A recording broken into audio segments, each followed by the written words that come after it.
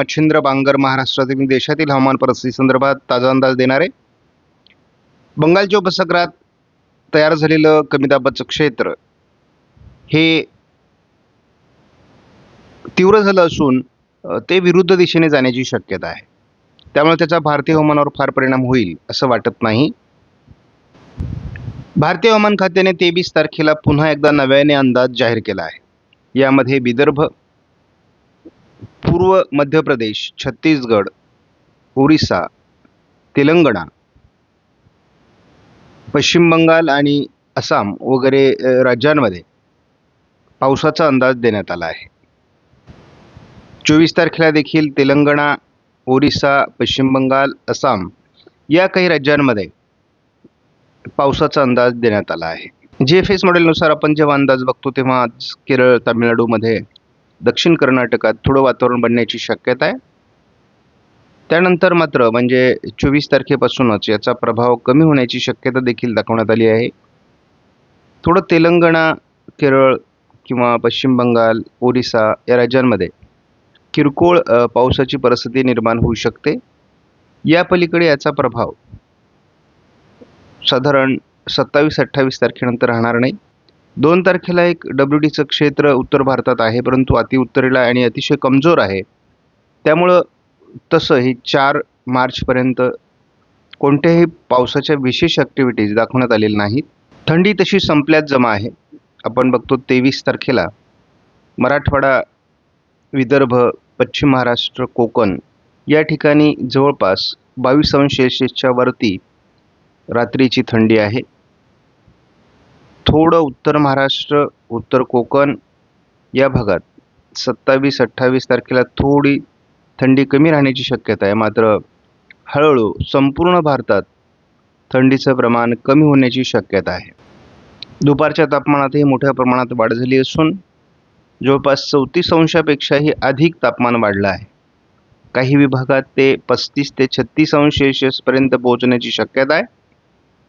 दुपारच्या तापमानात प्रत्येक दिवशी वाढ होत जाण्याची देखील शक्यता आहे आणि याचं मुख्य प्रमाण 2 तारखेपासून संपूर्ण महाराष्ट्रात वाढण्याची देखील शक्यता आहे. भारतामध्ये देखील तापमान दुपारचं वाढत आहे.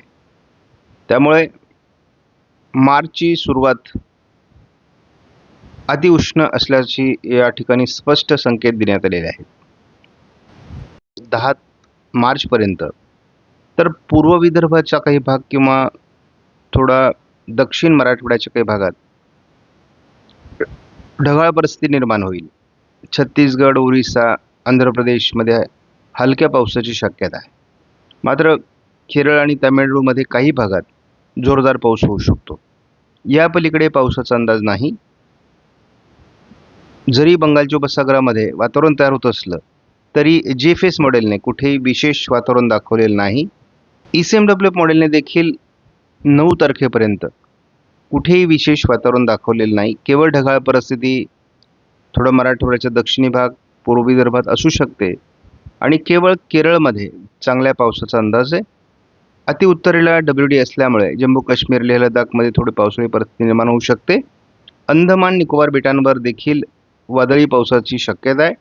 मात्र हे संपूर्ण वातावरण विरुद्ध दिशेने जात असल्यामुळे महाराष्ट्रासहित भारतावर जे काही अवकाळी पावसाचं वातावरण तयार होणार होतं ते आता होणार नाही असे संकेत आहेत.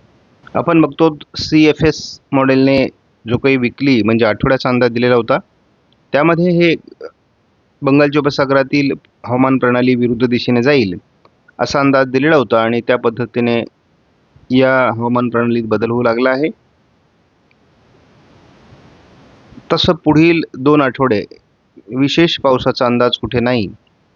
मात्र आपण असं बघतो की 15 मार्च ते 22 मार्च या तिसऱ्या आठवड्यापासून हवामानात थोडे सकारात्मक बदल अपेक्षित आहेत.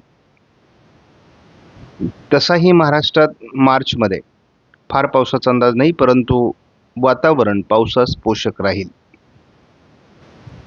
CFS मॉडेलने यापूर्वी महाराष्ट्रात पावसाचा अंदाज मार्चमध्ये दिला होता, परंतु आत्ता मात्र तो अंदाज दिलेला नाही आहे. मात्र एप्रिलमध्ये महाराष्ट्रात सहित भारतात अवकाळी पावसाचा अंदाज आहे. अनेक राज्यांमध्ये मेमध्ये देखील पावसाचा अंदाज आहे. मात्र महाराष्ट्र त्याला अपवाद ठरण्याची शक्यता आहे. मेमध्ये SIPS मॉडेलने मात्र पावसाचा अंदाज कायम ठेवला आहे. आपण जेव्हा ECMWF मॉडेलनुसार या मॉडेलमध्ये अंदाज बघतो तेव्हा स्पष्टपणे बंगालच्या उपसागरातील सिस्टम ही विरुद्ध दिशेने जाईल असं दिसतंय. त्याचा केवळ किनारपट्टी भागातील काही राज्यांमध्ये हलकी ढगाळ परिस्थिती, एखाद दुसऱ्या ठिकाणी सिडकावा या पलीकडे पावसाचाही अंदाज नाही. केवळ केरळमध्ये थोडं पावसाळी वातावरण निर्माण होईल, या पलीकडे या पावसाचा अंदाज नाही आहे. महाराष्ट्रात त्याचा विशेष परिणाम होणार नाही, कारण 23, 24, 25 असा आपण अंदाज दिलेला होता, परंतु त्या अंदाजात काही विशेष तथ्य राहिलेलं नाही आहे. अगदी GFS आपण बघितलं तरी पूर्व विदर्भ आणि मराठवाड्याच्या थोडा दक्षिणी भागात जास्त ढगाळ परिस्थिती राहील. तीच परिस्थिती आपल्याला AIFS मॉडेलनुसार सुद्धा दिसते, परंतु तसं महाराष्ट्रावर फार परिणाम होत नाहीये. केवळ ढगाळ परिस्थिती समजून घेण्यासाठी आपण या मॉडेलचा अंदाज बघतो. बंगालच्या उपसागरात तयार झालेली सिस्टम ह्या विरुद्ध दिशेने जाऊ लागली आहे. त्यातच आपण बघतो की महाराष्ट्रामध्ये किरकोळ ढगाळ परिस्थिती सध्या तयार होते. आज महाराष्ट्रामध्ये जो पावसाचा अंदाज देण्यात आलेला आहे, बीड पूर्व आणि नांदेड दक्षिण, लातूरच्या काही भागात हलकं पावसाळी क्षेत्र तयार होण्याचा अंदाज देण्यात आला आहे. आता या भागात जे काही आपले सबस्क्रायबर्स आहेत त्यांनी या ठिकाणी काय वातावरण बनतंय ते आपल्याला कळवावं. पुढे 24, 25, 26 केवळ ढगाळ वातावरण आहे. उद्या 24 तारखेला बीड जिल्ह्यामध्ये आणि थोडं चंद्रपूरच्या दक्षिणेला, सोलापूरच्या दक्षिणेला किंवा कोल्हापूर पूर्व भागामध्ये आयकॉन मॉडेलने पावसाचा अंदाज दिलेला आहे. ढगाळ परिस्थिती ही केवळ 3 तारखेपर्यंत राहणार आहे थोड्याफार भागामध्ये. 4 तारखेपासून पुढे मात्र ढगाळ परिस्थिती देखील कमी होईल, उष्णतामान मोठ्या प्रमाणात वाढेल. त्यामुळे लक्षात ठेवा की मार्च हा तसा जास्त उष्णतेचा जाण्याची शक्यता आहे. आता जवळपास स्पष्ट झालं आहे की 23 तारखेपासून तर जवळपास 1-2 तारखेपर्यंत महाराष्ट्रात ढगाळ परिस्थिती राहील. त्यानंतर मात्र ही ढगाळ परिस्थिती कमी होईल.